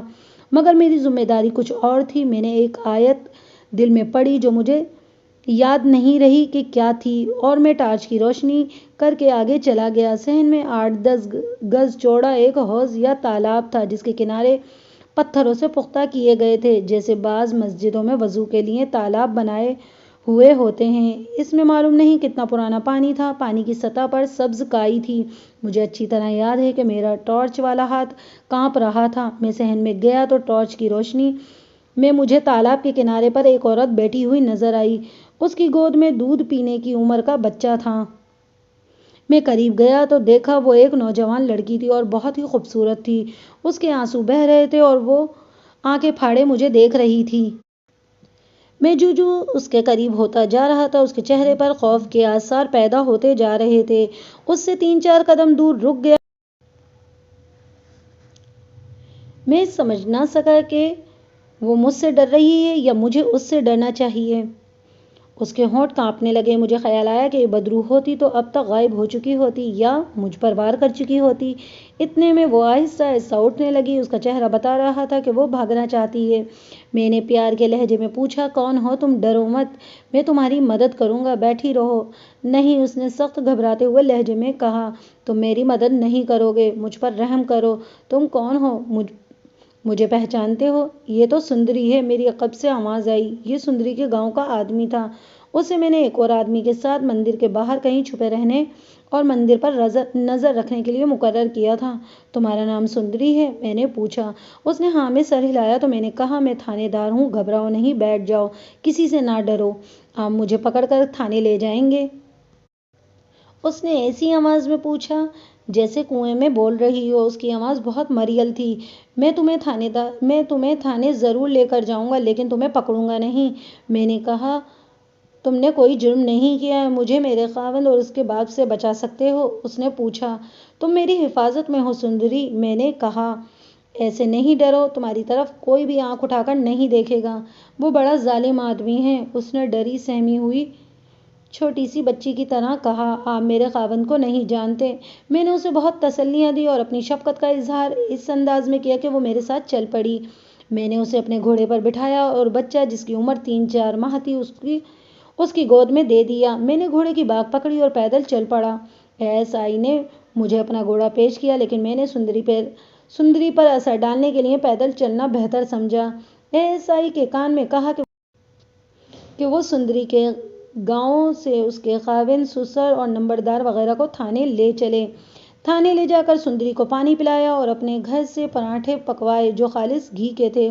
اس کے لیے دودھ منگوایا۔ وہ بہت بھوکی تھی۔ اس کا بچہ سویا ہوا تھا۔ وہ کھاتی پیتی رہی اور میں اس کے دل سے خوف اور گھبراہٹ نکالنے کی کوشش کرتا رہا۔ اس وقت اس سے پناہ اور شفقت کی ضرورت تھی جو میں نے دی تھی۔ اس کے چہرے پر اطمینان اور سکون کا تاثر آ گیا۔ اب میرا کیا بنے گا؟ اس نے آہ بھر کر کہا۔ سب ٹھیک ہو جائے گا، میں نے اس کے سر پر ہاتھ رکھ کر کہا۔ مجھے اپنا بڑا بھائی سمجھو اور دیکھو میں تمہاری مشکل کس طرح آسان کرتا ہوں۔ مجھے اپنے کاغذوں کا پیٹ بھرنے کے لیے سندری کی شناخت کرانی تھی۔ میں نے اس کے سسر اور خاوند کو اندر بلا لیا۔ اس کے خاوند نے اسے میرے دفتر میں بیٹھے دیکھا تو اس پر لپکا جس طرح بھیڑیا خرگوش پر جھپٹتا ہے۔ اس نے بڑی غلیظ گالی دے کر کہا، آ گئی اپنے یاروں سے مل کر؟ میں قریب ہی کھڑا تھا۔ بیشتر اس کے کہ وہ سندری تک پہنچتا۔ میں نے اس کے منہ پر بڑی زور سے الٹا ہاتھ مارا۔ وہ چونک کر رکا۔ میں نے اس کے منہ پر سیدھا ہاتھ کا تھپڑ جما دیا تو وہ چکرا کر پیچھے ہٹا۔ میں نے اسے وہ گالی دی جو اس تقریب کے لیے موزوں تھی اور کہا کہ تم اتنے جواں مرد ہوتے تو یہ گھر سے بھاگ نہ جاتی۔ دور کھڑے رہو اور مجھے صرف یہ بتاؤ کہ یہ تمہاری بیوی ہے؟ یہی ہے، اس نے کہا۔ اور تم کیا کہتے ہو؟ میں نے سندری کے سسر سے پوچھا۔ یہی ہے تمہاری بہو جس کی تم نے رپورٹ لکھوائی تھی کہ گم ہو گئی ہے؟ اس نے اپنے بیٹے کے ساتھ میرا سلوک دیکھ کر ہاتھ جوڑ دیے اور بھکاریوں کی طرح بولا، ہاں مہاراج یہی ہے، اور مہاراج یہ ہماری رقم اور زیور ساتھ لے گئی تھی۔ بکو مت، میں نے کہا، اور باہر برآمدے میں بیٹھ جاؤ۔ پھر میں نے نمبردار اور سفید پوش وغیرہ سے سندری کی شناخت کرائی۔ سب کو باہر بیٹھنے کا کہہ کر میں سندری کی طرف متوجہ ہو گیا۔ دیکھو سندری، میں نے کہا تھا، تم نے دیکھ لیا میں نے تمہارے خاوند کے ساتھ کیا سلوک کیا ہے۔ اب مجھے سب کچھ بتا دو۔ پہلے یہ بتاؤ کہ تم کہاں چلی گئی تھی؟ گوپے کے پاس، اس نے کہا۔ گوپے ڈکیت کے پاس؟ میں نے حیرت زدہ لہجے میں پوچھا۔ آپ کے لیے ڈکیت ہوگا۔ اس نے کہا میرے لیے نہیں، میں اسے ڈکیت سمجھتی تو اس کے ساتھ جاتی ہی کیوں؟ پھر آ کیوں گئی؟ وہ قتل ہو گیا ہے، اس نے کہا اس کے آنسو بہنے لگے۔ میں اور زیادہ حیران ہو گیا کہ اگر گوپا ڈکیت قتل ہو گیا ہے تو میں آپ کو بتا دوں کہ گوپا کون تھا۔ اس کا نام گوپال چند تھا۔ پولیس کے کاغذات میں گوپال چند عرف گوپا لکھا جاتا تھا۔ وہ میرے ساتھ والے تھانے کے علاقے کا مشہور جرائم پیشہ تھا۔ قتل کی 3 اور 3-4 ڈکیتی کی وارداتوں میں مطلوب تھا۔ ان میں سے ایک واردات میرے تھانے کی تھی۔ پکڑا نہیں جاتا تھا۔ اس کی ایک وجہ تو یہ تھی کہ علاقہ چٹانی اور جنگلاتی تھا۔ تعاقب اکثر ناکام رہتا تھا۔ دوسری وجہ یہ تھی کہ دیہات کے لوگ اس کی مدد کرتے تھے کیونکہ وہ ان لوگوں کی مدد کرتا تھا۔ لوگ اس سے ڈرتے بھی تھے، اس لیے اس کی نشاندہی نہیں کرتے تھے۔ وہ ہندو ساہوکاروں کو لوٹتا تھا۔ اس کے متعلق مشہور تھا کہ کسی کی بہو بیٹی کو بری نظر سے نہیں دیکھتا۔ اس نے ایک مسلمان جاگیردار کو اس لیے قتل کر دیا تھا کہ اس نے ایک غریب کسان کی کنواری بیٹی کی عزت پر حملہ کیا تھا۔ میں نے اس کی صرف تصویریں دیکھی تھیں جو تھانے کے ریکارڈ میں تھیں۔ وہ پرکشش شکل و صورت اور توانا جسم کا آدمی تھا۔ اس کی عمر 30 سال سے اوپر ہو گئی تھی۔ 2 مرتبہ مجھے اطلاع ملی تھی کہ وہ فلاں جگہ ٹھہرا ہوا ہے۔ میں نے چھاپا مارا تو وہ غائب ہو چکا تھا۔ دونوں مرتبہ ایسا ہی ہوا تھا۔ اب سندری نے بتایا کہ وہ قتل ہو گیا ہے تو مجھے حیرت بھی ہوئی اور خوشی بھی۔ میں نے سندری سے پوچھا کہ اسے قتل کرنے کی جرات کس نے کی ہے؟ اس نے بتایا کہ اس کی ایک داشتہ نے، جس کا نام اس نے چھمیا بتایا، اسے اسی کی پستول سے قتل کیا ہے۔ کیا پولیس کو پتہ چل چکا ہے کہ گوپا قتل ہو گیا ہے؟ مجھے معلوم نہیں، سندری نے جواب دیا۔ میں اسی روز وہاں سے آ گئی تھی۔ یہ کل رات کی بات ہے۔ میں نے سندری سے کہا وہ پوری بات سنائے، وہ کیوں اور کس طرح گھر سے نکلی اور واپس مندر میں کیوں آ کر بیٹھ گئی۔ اس نے جو اپنی آپ بیتی سنائی وہ میں اپنے الفاظ میں سناتا ہوں۔ اس کے خاوند کے متعلق جو کچھ بتایا جا چکا ہے اس کی سندری نے تصدیق کر دی۔ وہ خاوند کی باندھی بندھی ہی رہنا چاہتی تھی، لیکن خاوند کے وحشی پن نے اس کے لیے جینا حرام کر دیا تھا۔ اس گھر میں صرف ساس تھی جس سے اسے پیار ملتا تھا۔ سندری نے بیان دیتے ہوئے کئی بار کہا کہ ماں باپ نے اسے لاڈ پیار سے پالا تھا، وہ پیار کی زبان ہی سمجھتی تھی، مگر خاوند بڑا ظالم نکلا۔ شادی کا 1 سال گزرا تو خاوند نے اسے اس الزام میں برا بھلا کہنا شروع کر دیا کہ اس میں ابھی بچہ پیدا کرنے کے کوئی آثار ہی نظر نہیں آئے ہیں۔ ایک روز سندری نے خاوند سے کہہ دیا کہ بچہ پیدا کرنا صرف عورت کا کام نہیں ہوتا۔ اس پر خاوند نے اس کی خوب پٹائی کی اور کہا تو عورت ذات ہو کر خاوند کے منہ کو آتی ہے۔ سندری کے دماغ میں خاوند کی نفرت پیدا ہونے لگی، لیکن اس نے کبھی نہیں سوچا تھا کہ وہ خاوند سے بے وفائی کرے گی۔ وہ بڑی ہی شوق اور چنچل ہوا کرتی تھی، مگر اس پر خاموشی طاری ہو گئی تھی۔ اپنے خاوند کے متعلق اس نے بتایا کہ اس پر اپنی مردانگی کا روب ڈالنے کے لیے اپنی بہادری کی ڈینگیں مارتا رہتا اور قتل سے نیچے کی بات ہی نہیں کرتا تھا۔ کسی کے خلاف بھی بات کرے تو یہ ضرور کہتا تھا کہ میں اسے قتل کر دوں گا۔ سندری کی اب یہی خواہش رہ گئی تھی کہ اسے بچہ پیدا ہو یا نہ ہو، اسے کھانے اور پہننے کو ملے یا نہ ملے، اسے خاوند کا پیار مل جائے۔ اس نے کئی بار خاوند سے پیار کی التجا کی، لیکن اسے ڈانٹ ڈپٹ ملی۔ دن گزرتے گئے، سندری نے اپنے من مار لینے کی بہت کوشش کی، لیکن جذباتی لحاظ سے مردہ نہ ہو سکی۔ وہ اپنی ماں کے سامنے اور اپنی سہیلیوں کے سامنے اپنا رونا روتی تھی۔ ماں نے اسے کچھ ٹونے ٹوٹکے بتائے، سب ناکام ہو گئے۔ کسی نے ایک ٹونا یہ بتایا کہ کسی کا دودھ پیتا بچہ مر جائے تو بچے کی لاش پر الٹا لیٹا کر بیٹھ کر نہاؤ۔ 2.5-3 سال گزر گئے۔ یہ مشہور ہو گیا کہ پرانے مندر میں ایک پنڈت آیا ہے جو دوائیوں سے ہر مرض کا علاج کرتا ہے اور مرادیں بھی پوری کرتا ہے۔ سندری کی ساس نے سندری سے کہا کہ سنا ہے یہ پنڈت بے اولاد عورتوں کو اولاد بھی دیتا ہے اور وہ پرانے مندر میں جائے۔ سندری وہاں جانے سے گھبراتی تھی، ایک تو اس لیے کہ وہ پرانے مندر کے متعلق اس نے بڑی ڈراؤنی باتیں سن رکھی تھیں، اور دوسرا اس لیے کہ اسے پتہ چلا تھا کہ اولاد کی خواہش مند عورتیں پنڈتوں کی بے نکاحی بیوی بن جاتی ہیں۔ سندری اپنی عزت قربان کرنے پر آمادہ نہیں تھی۔ خاوند کے ظلم و تشدد سے تنگ آ کر وہ اپنی ساس کے بار بار کہنے پر اس نے پرانے مندر میں جانے کا ارادہ کر لیا۔ وہ اپنی 3 سہیلیوں کے ساتھ ندی پر نہانے جایا کرتی تھی۔ ایک صبح اس نے ہمت کی اور سہیلیوں کے ساتھ ڈرتی جھجکتی مندر میں چلی گئی۔ اتفاق سے پنڈت اسے ڈیوری میں ہی مل گیا۔ اس کے ساتھ اس کا ایک چیلا بھی تھا۔ چیلے نے اسے بتایا کہ یہ پنڈت مہاراج ہیں، اس کے پاؤں چھوؤ۔ سندری اور اس کی سہیلیوں نے پنڈت کے پاؤں چھوئے۔ پنڈت انہیں اس کمرے میں لے گیا جہاں اس نے مورتیاں اور بت رکھ کر عبادت گاہ بنا رکھی تھی۔ پنڈت نے لڑکیوں سے عبادت کرائی۔ سندری نے پنڈت سے کہا کہ شادی کو 3 سال ہونے کو ہیں، بچہ پیدا نہیں ہوتا۔ پنڈت نے اسے کہا کہ وہ مندر میں آتی رہے اور جیسا وہ کہے ویسا کرتی رہے، پھر کبھی اشارہ ملے گا کہ بچہ کب ہوگا یا ہوگا ہی نہیں۔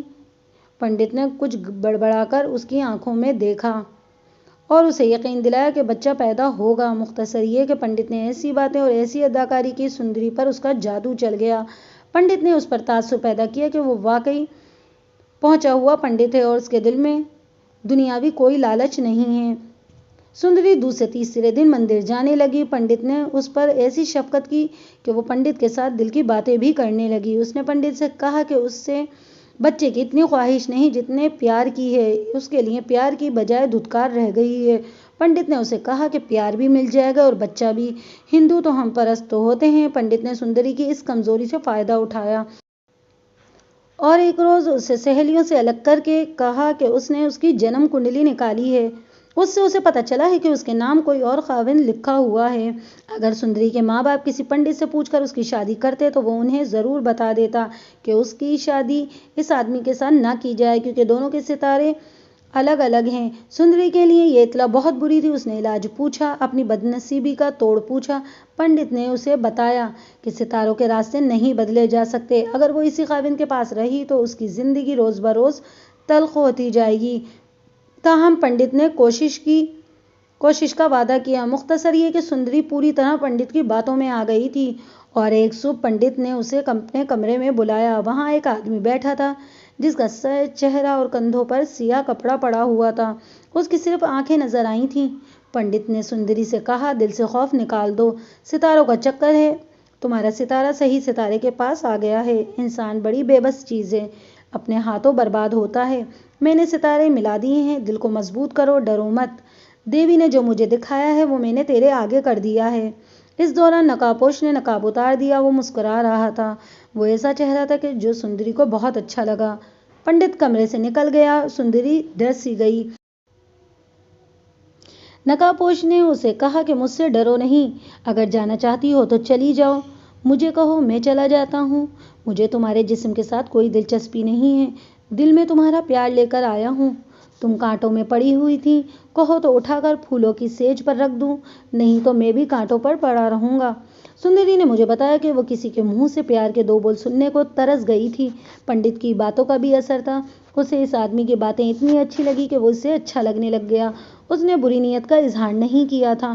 سندری نے اس سے پوچھا کہ وہ کیا چاہتا ہے۔ نقاب پوش نے کہا کہ وہ محبت کا پیاسا ہے، اسے جسم سے نہیں روح چاہیے اور اسے روح کا پیار چاہیے۔ سندری نے اسے کہا کہ وہ اپنے جسم سے تنگ آ چکی ہے اور اسے اپنے اور اپنے خاوند کے جسم سے نفرت ہو گئی ہے۔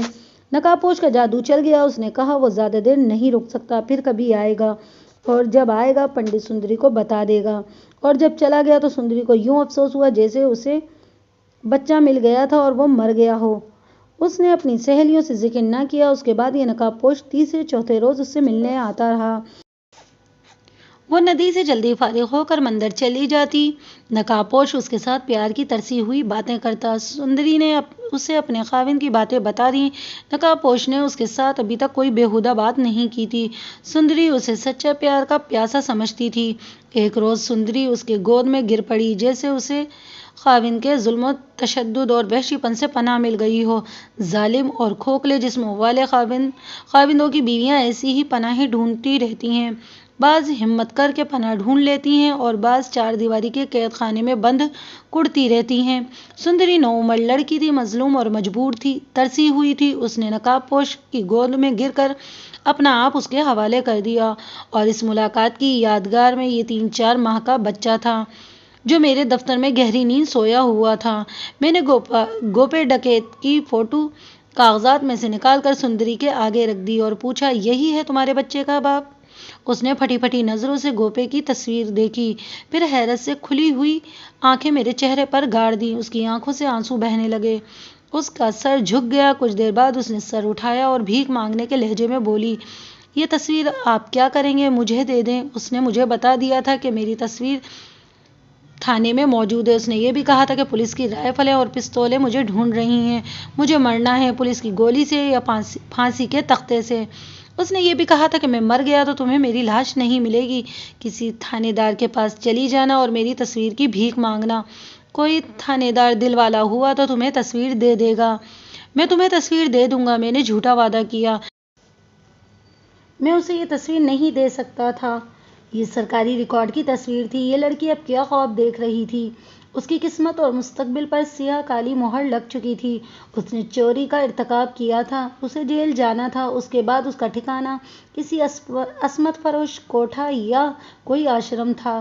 سندری بہت دیر تک تصویر کو دیکھتی رہی، پھر اس نے بتایا کہ اپنے خاوند سے اسے اتنی زیادہ نفرت ہو گئی ہے، اس کی صورت دیکھ کر متلی آنے لگتی تھی۔ سندری نے اسے جب بتایا کہ اسے کچھ ہونے والا ہے تو وہ اور زیادہ شیر ہو گیا۔ خاوند نے خوشی کا اظہار کرنے کی بجائے سندری پر ڈانٹ ڈپٹ اور زیادہ کر دی۔ ایک صبح گوپا مندر میں آیا ہوا تھا۔ سندری اس روز بہت پریشان تھی، اسے ابھی تک معلوم نہیں تھا کہ گوپا ڈاکو اور مفرور قاتل ہے۔ اس نے سندری کو اپنا نام کچھ اور بتایا تھا۔ اس صبح سندری نے اسے کہا کہ اب وہ اس خاوند کے ساتھ نہیں رہ سکتی، وہ اسے اپنے ساتھ لے جائے۔ اس نے گوپے سے کہا تھا کہ تم اب میرے ہونے والے بچے کے باپ بن چکے ہو، میں خاوند کو مزید دھوکے میں نہیں رکھنا چاہتی، اس کی مار پٹائی بھی برداشت نہیں کر سکتی، اور اب تو اس کے جسم سے مجھے بدبو محسوس ہوتی ہے۔ گوپے نے پہلی بار اسے بتایا کہ وہ مفرور قاتل اور پیشہ ور ڈاکو ہے اور پولیس اسے ڈھونڈ رہی ہے اور موت کے سائے میں جی رہا ہے۔ میں یہاں نقاب اوڑھ کر آتا ہوں، گوپے نے اسے کہا، گھوڑی ایک جگہ چھپا کر آتا ہوں۔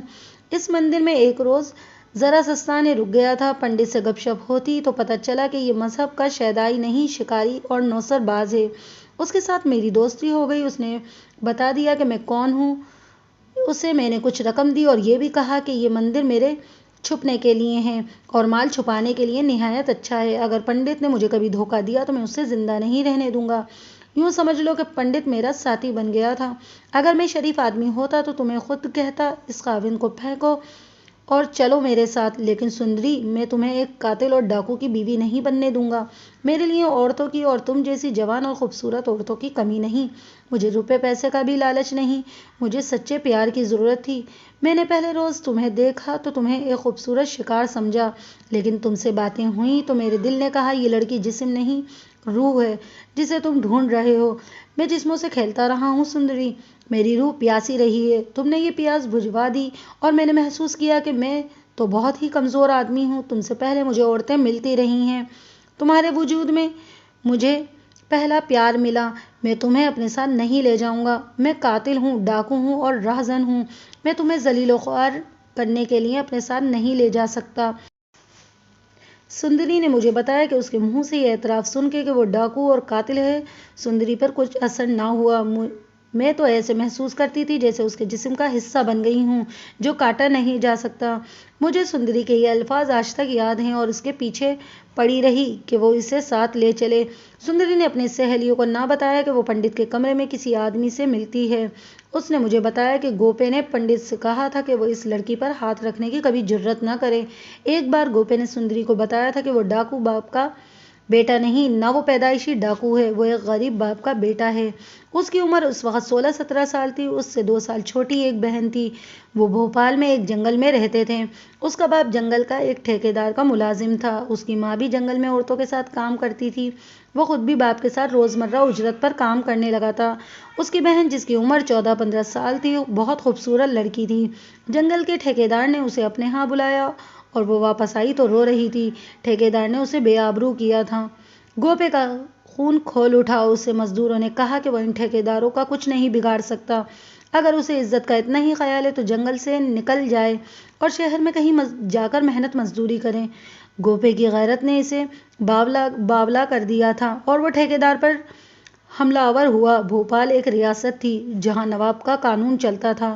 گوپے کو پولیس کے حوالے کر دیا گیا اور 2 روز بعد اسے 2 سال سزائے قید ہو گئی۔ عدالت میں اس کی یہ دہائی کسی نے نہیں سنی کہ اس نے اپنی بہن کی بے حرمتی کا انتقام لیا ہے۔ جیل میں پیشہ ور مجرم مل گئے اور وہ جیل سے روتا تڑپتا ہر کسی کو سناتا تھا کہ اس کے ساتھ کیا بے انصافی ہوئی ہے۔ استاد مجرموں نے اسے سنبھال لیا اور اسے انتقام کے اس راستے پر ڈال دیا۔ وہیں سے ایک نامی گرامی رہزن ملا جس نے اسے اپنا شاگرد بنا لیا۔ گوپا جب باہر آیا تو اس ٹھکانے پر چلا گیا جو اس رہزن نے اسے بتایا تھا۔ اس نے 2-3 سال رہزنی کی تھی، ڈکیتی کی 1-2 وارداتیں میں بھی شریک تھا۔ اسے تجربہ حاصل ہو چکا تھا۔ اس نے اس علاقے میں آ کر وارداتوں کا سلسلہ شروع کر دیا۔ صرف ایک بار پکڑا گیا اور اسے 4 سال کی قید ہوئی۔ اب قید کاٹ کر نکلا تو وہ اور تجربہ کار ہو چکا تھا۔ میں تو یہ کہوں گا کہ وہ پولیس کے محکمے کے لیے بڑا ہی خطرناک چیلنج بن گیا تھا۔ اس کی تصویر جیل میں لی گئی تھی کیونکہ وہ پیشہ ور رہزنوں کے گروہ کا آدمی تھا، اور پھر یہ تصویر تمام تھانوں میں بھیج دی گئی تھی۔ گوپے نے سندری کو بتایا تھا کہ اس نے اپنی ماں اور بہن کو پھر کبھی نہیں دیکھا، ادھر کبھی گیا ہی نہیں، لیکن ان کی محبت نے اسے دیوانہ بنائے رکھا اور وہ اس محبت کے لیے ترستا رہا۔ اس نے دیہات کے لوگوں کی بہت خدمت کی، کئی غریبوں کی بیٹیوں کی شادیاں کرائیں، کئی گھروں کے تنازع اور خاندان کی خونی دشمنیاں ختم کروائیں۔ اس نے جنگلوں کے ٹھیکیداروں، سود خوروں، ساہوکاروں اور مزاروں کے بادشاہوں جیسے جاگیرداروں کو خوب لوٹا۔ اس کا اپنا ایک گروہ تھا۔ اس نے ایک سے ایک خوبصورت داشتیں رکھی، لیکن اس نے سندری کو بتایا کہ اسے وہ پیار کسی سے نہ ملا جس میں ماں اور بہن کا اور وفاشوار بیوی کا خلوص ہوتا۔ یہ پیار اسے سندری سے ملا تھا اور سندری کو یہ پیار ڈاکو سے ملا تھا۔ یہ گوپے کے پرخلوص پیار کا ثبوت تھا کہ وہ سندری کو اپنے ساتھ نہیں لے جا رہا تھا۔ اسے کہتا تھا کہ میرے ساتھ جاؤ گی تو لوگ تمہیں میری داشتہ کہیں گے، اور میں تمہارے ساتھ شادی اس لیے نہیں کرتا کہ میرا کوئی ٹھکانہ نہیں، میں نے اپنے پیشے سے توبہ کر بھی لی تو بھی آزاد زندگی بسر نہیں کر سکوں گا، کیونکہ میں مفرور قاتل اور ڈکیت ہوں۔ سندری کے لیے بڑی ہی تکلیف دہ صورتحال پیدا ہو گئی تھی۔ خاوند کو اب وہ قبول کرنے کے لیے تیار نہیں تھی۔ گوپا اسے کبھی تیسرے چوتھے روز اور کبھی 15-20 روز بعد ملنے آتا تھا۔ ان کی ملاقات آدھے گھنٹے سے زیادہ نہیں ہوتی تھی کیونکہ سندری کو سورج نکلنے سے بہت پہلے گھر پہنچنا ہوتا تھا اور گوپا بھی مفرور اور مطلوب ہونے کی وجہ سے وہاں زیادہ دیر نہیں رک سکتا تھا۔ اس سے میں نے یہ رائے قائم کی کہ گوپا واقعی سندری کو دل و جان سے چاہتا تھا، اور ورنہ وہ اسے پہلے ہی 1-2 ملاقاتوں میں ساتھ لے جاتا اور اپنے آپ کو بار بار آدھے گھنٹے کا سفر کر کے خطرے میں نہ ڈالتا۔ سندری نے بچے کو جنم لیا۔ وہ 40 روز تک مندر نہ جا سکی۔ یہ دن پورے کرنے کے بعد ساس کے کہنے پر پرانے مندر گئی اور پنڈت کو مٹھائی اور نقد کی صورت میں نذرانہ پیش کیا۔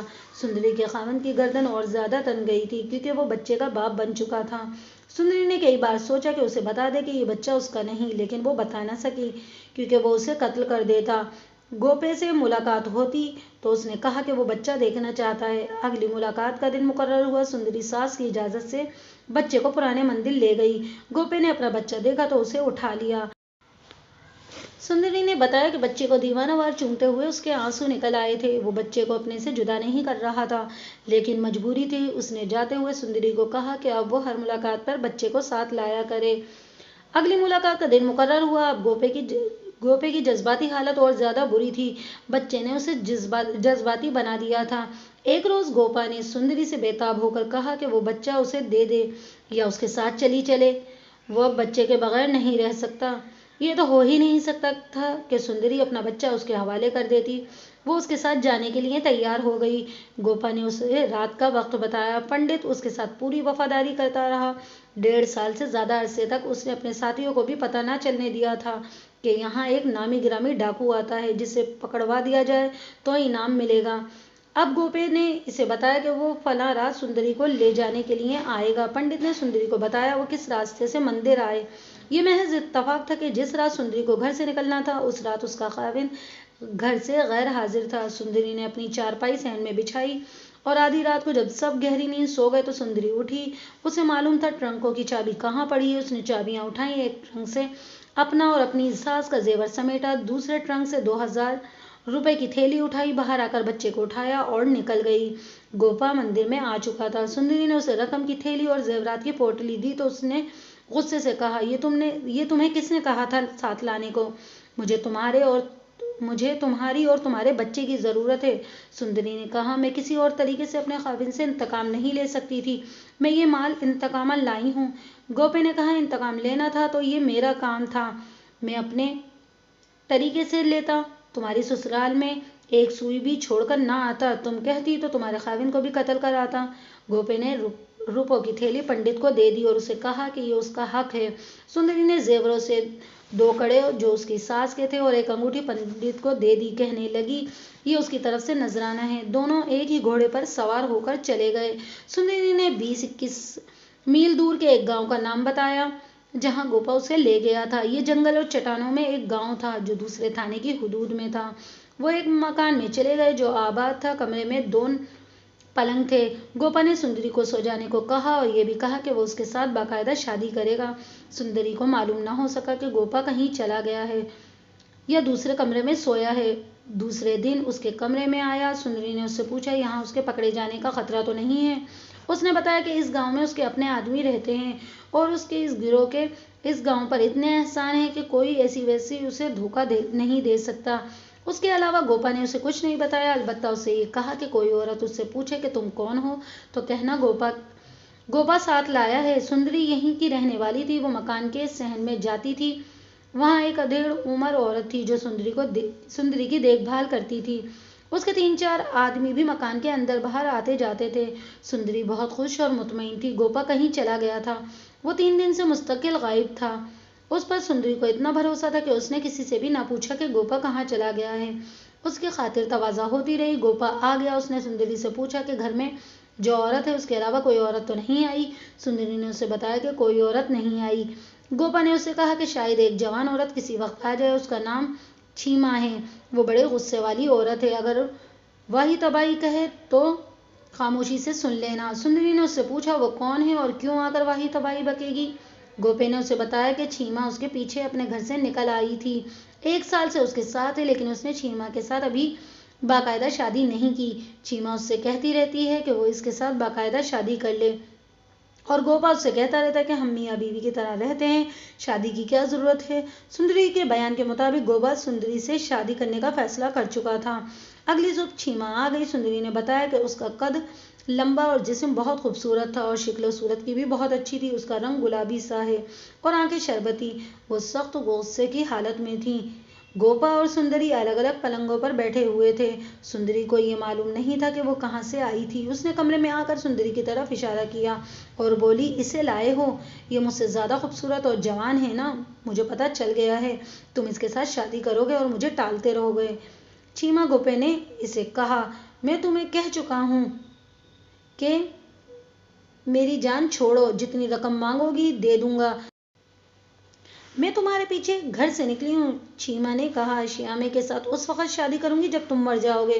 گوپے کو بھی غصہ آ گیا۔ سندری حیران ہوئی کہ کوئی عورت اس دلیری سے مردوں کی طرح باتیں کر سکتی ہے۔ سندری کو معلوم نہیں تھا کہ ہندوستان میں ڈاکو عورتیں بھی ہیں جنہوں نے مردوں کے گروہ بنا رکھا ہے۔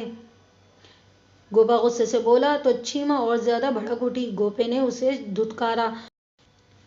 چھیما گوپے کے سرہانے لپکی۔ سرہانے پر گوپے کا پستول پڑا تھا جو اس نے ابھی ابھی سرہانے کے نیچے سے نکال کر اوپر رکھا تھا۔ گوپے کو اس نے اٹھنے کی مہلت نہ دی۔ اس نے 2 قدم کے فاصلے سے گوپے کے سینے پہ ایک کے بعد دیگر گولیاں چلا دیں۔ گوپا پلنگ پر لڑھک گیا۔ سندری کی چیخ نکل گئی۔ چھیما اس کی طرف گھومی۔ گوپا ابھی مرا نہیں تھا۔ اس نے کہا چھیما یہ لڑکی بے قصور ہے اور مظلوم ہے۔ یہ بچہ میرا ہے۔ تم بھی اسی طرح کی عورت ہو، اسے نہ مارنا۔ چھیما نے پستول پرے پھینک دیا۔ گوپا کا پلنگ اس کے خون سے لال ہو گیا تھا۔ گوپے کی آنکھیں کھلی رہ گئیں اور وہ مر گیا۔ سندری کو غشی آ رہی تھی۔ گولیوں کی آوازوں پر 3-4 آدمی اور ادھیڑ عمر عورت دوڑی چلی آئی۔ چھیما نے کسی سے نہیں کہا شیامے میں نے اسے مار دیا ہے، چاہو تو پولیس کو بلا لو۔ تم نے بہت برا کیا چھیما، شیامے نے کہا۔ چلو جو ہوا اچھا ہوا۔ چھیما نے سندری سے کہا تم جہاں سے آئی ہو وہیں چلی جاؤ۔ مارنا تمہیں بھی تھا لیکن گوپے کی آخری بات کا پاس کرتی ہوں۔ بچے کو اٹھاؤ اور ابھی چلی جاؤ۔ سندری نے بچے کو اٹھایا اور باہر کو چل پڑی۔ ادھیڑ عمر عورت اس کے پیچھے آئی اور اس کا گاؤں پوچھ کر گاؤں کے باہر تک اس کے ساتھ گئی اور اسے راستہ سمجھایا۔ اس نے سندری سے کہا کہ تم درندوں میں کہاں آ گئی تھیں؟ شیما گوپے کا اپنا ساتھی ہے لیکن دونوں میں دشمنی ہو گئی تھی۔ گوپے کو شیامے نے مروا دیا ہے۔ تم اپنی زبان بند رکھنا، کسی کے ساتھ اس گاؤں کی بات یا اس قتل کا ذکر نہ کرنا۔ سندری تو جیسے ہوش میں ہی نہیں تھی۔ وہ جاتی کہاں؟ اپنے گھر جانے سے ڈرتی تھی اور کوئی ٹھکانہ نہ تھا۔ دل و دماغ پر خوف اور دہشت سوار تھی۔ اس نے کسی کو قتل ہوتے ہوئے کبھی نہیں دیکھا تھا۔ وہ جیسے بے ہوش ہوتی چلی گئی، شاید سارے راستے ہی بھٹکتی رہتی۔ سورج غروب ہو گیا۔ وہ چلتی رہی۔ رکتی رہی، روتی رہی اور اندھیرے میں مندر تک پہنچ گئی۔ اسے پنڈت کا خیال آیا، وہی اسے پناہ دے سکتا تھا۔ وہ پچھلے دروازے سے مندر میں داخل ہوئی اور پنڈت کے کمرے تک جا پہنچی۔ وہاں اندھیرا تھا۔ وہ رونے لگی اور اس کی آواز بلند ہوتی گئی۔ بچہ رونے لگا۔ اس نے بچے کو دودھ پلایا اور صحن میں نکل آئی۔ اس وقت جو دو کانسٹیبل اندر تھے وہ اسے بدرو سمجھ کر باہر کو بھاگ گئے۔ سندری کو معلوم نہیں تھا کہ مندر میں پولیس ہوگی۔ اس نے پنڈت کو پکارا مگر وہاں خاموشی تھی۔ وہ حوض کے کنارے بیٹھ گئی اور میں جا پہنچا۔ میں نے اسی وقت اپنے ساتھ والے تھانے کو فون کیا اور وہاں کے SHO کو کہا کہ فلاں گاؤں میں چھاپا مارے۔ میں نے سندری کو ساتھ لیا اور لاری سے اسے تھانے پہنچا دیا۔ یہ ایک الگ کہانی ہے کہ ہم کس قدر تیزی سے اس گاؤں پہنچے جہاں گزشتہ روز گوپا ڈکیت قتل ہوا تھا۔ گوپے کی لاش اسی مکان کے صحن میں دبا دی گئی تھی۔ وہ برآمد کرائی۔ چیما اور شیام میں اس کے 3 ساتھیوں کو گرفتار کر لیا گیا۔ جو زیور سندری وہاں چھوڑ آئی تھی وہ بھی برآمد ہو گئے۔ یہ دوسرے تھانے کا کیس تھا۔ میرا کیس سندری تک محدود تھا۔ پنڈت کا کبھی سراغ نہ مل سکا۔ اس کے 3 ساتھیوں کو دھوکہ دہی اور نوسر بازی میں 6 ماہ اور سندری کو چوری میں 9 ماہ سزائے قید ہوئی۔ میں نے اس سے کہا تھا کہ اس نے جو کہانی مجھے سنائی ہے وہ ساری کی ساری عدالت میں سنائے۔ اس نے ایسا ہی کیا۔ مجسٹریٹ ہندو تھا۔ اس کے بیان سے متاثر ہو کر اس نے سندری کو تھوڑی سزا دی لیکن اس کی سزا تو جیل سے نکل کر شروع ہونی تھی۔